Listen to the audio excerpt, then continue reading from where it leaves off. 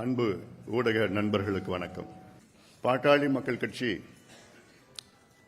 தொடர்ந்து தமிழ்நாட்டின் முன்னேற்றத்திற்காக பல வகையான ஆவணங்களை வெளியிட்டிருக்கின்றன. குறிப்பாக தொழில் சம்பந்தமாக, சுற்றுச்சூழல் சம்பந்தமாக, நீர் மேலாண்மை சம்பந்தமாக, வேளாண்மை சம்பந்தமாக, கல்வி சம்பந்தமாக, பொருளாதாரம் முன்னேற்றம் சம்பந்தமாக, அதில்லாமல் 23 ஆண்டுகளாக நிழல் நிதிநிலை அறிக்கையை வெளியிட்டிருக்கின்றோம். 18 ஆண்டுகளாக நிழல் வேளாண் நிதிநிலை அறிக்கையை வெளியிட்டிருக்கின்றோம். Shadow budget, shadow agricultural budget. இதுவரை கிட்டத்தட்ட 57 ஆவணங்கள் தமிழ்நாட்டின் முன்னேற்றத்திற்காக நாங்கள் வெளியிட்டிருக்கின்றோம். இன்று வெளியிடுகின்ற ஒரு ஆவணம், திமுக ஆட்சிக்கு வந்த பிறகு தமிழ்நாட்டில் எவ்வளவோ தொழில் முதலீடுகள் நடைபெற்றிருக்கிறது என்று ஒரு ஆவணம் என்று வெளியிட்டிருக்கின்றோம். இதில் எந்த அளவுக்கு திமுக பொய்யை சொல்லியிருக்கிறது என்று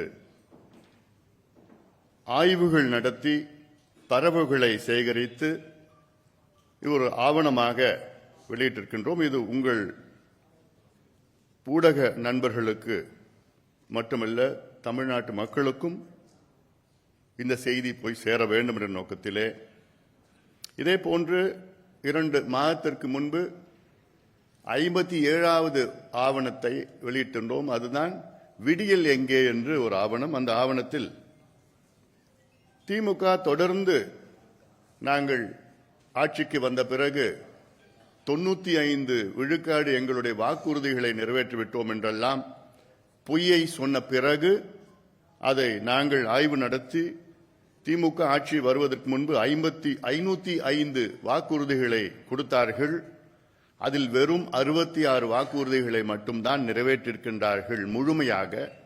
இன்னும் ஒரு சில வாக்குறுதிகள் அறகுறையாக நிறைவேற்றிருக்கிறார்கள் என்றெல்லாம் சொல்லி வெறும் 13 விழுக்காடு வாக்குறுதிகளை தான் திமுக நிறைவேற்றியிருக்கிறது என்று தெளிவுபடுத்தினோம்.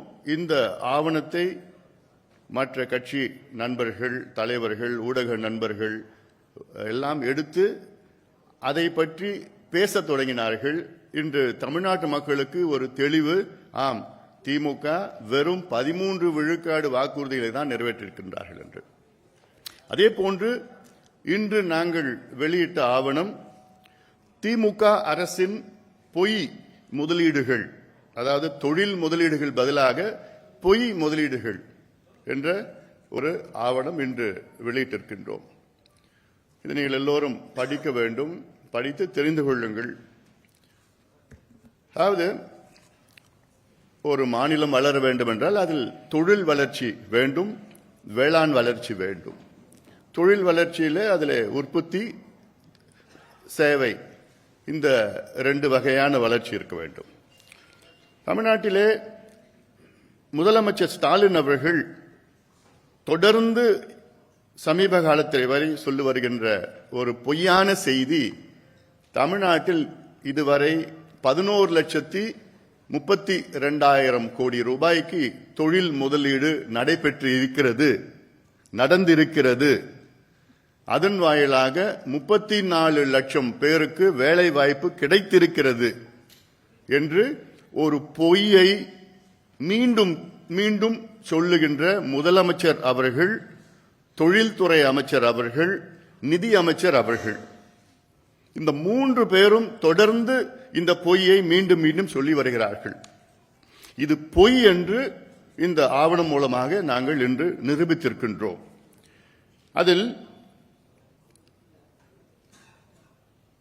இந்த தொழில் முதலீடுகளுடைய நிலை என்ன என்பது குறித்து தமிழக அரசு வெளிப்படையாக எதையும் தெரிவிக்க மறுக்கிறது.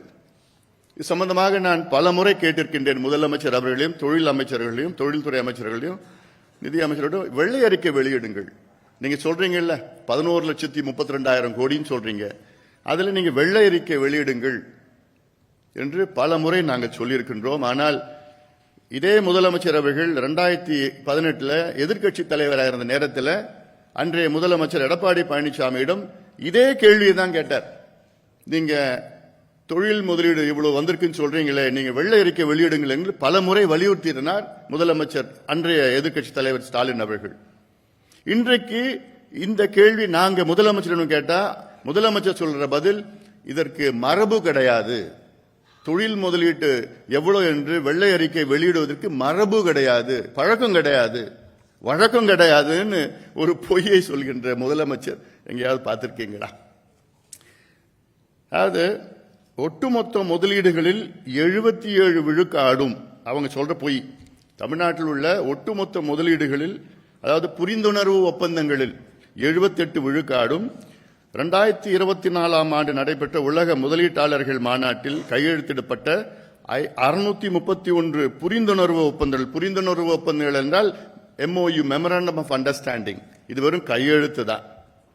அதில் 80 விழுக்காடு செயல்பாட்டுக்கு வந்துவிட்டதாக அரசு தரப்பில் கூறப்படுகிறது. அதாவது மொத்தத்தில் இவங்க சொல்றது 11,32,000 கோடியில 77% முதலீடு நடைபெற்றிருக்கிறது என்றும், உலக முதலீட்டாளர்கள் மாநாட்டில் அதில் அறிவிக்கப்பட்டவை 80 விழுக்காடு நடைமுறைக்கு வந்துவிட்டது என்று மிகப்பெரிய ஒரு கோயபிள்ஸ் பொய்யை மீண்டும் மீண்டும் சொல்கிறார்கள். அதற்கு விளக்கம் தான் இந்த ஆவணம். இன்னொரு பக்கம் முதலமைச்சர் அவர்கள் எல்லாமே நாங்கள் இவ்வளவு பேர் வேலை வாய்ப்பு, 34 லட்சம் பேர் வேலை வாய்ப்பு வந்துவிட்டதாக தொழில் அமைச்சர், முதலமைச்சர், நிதியமைச்சர் சொல்லிட்டு இருக்கிறாங்க. அதாவது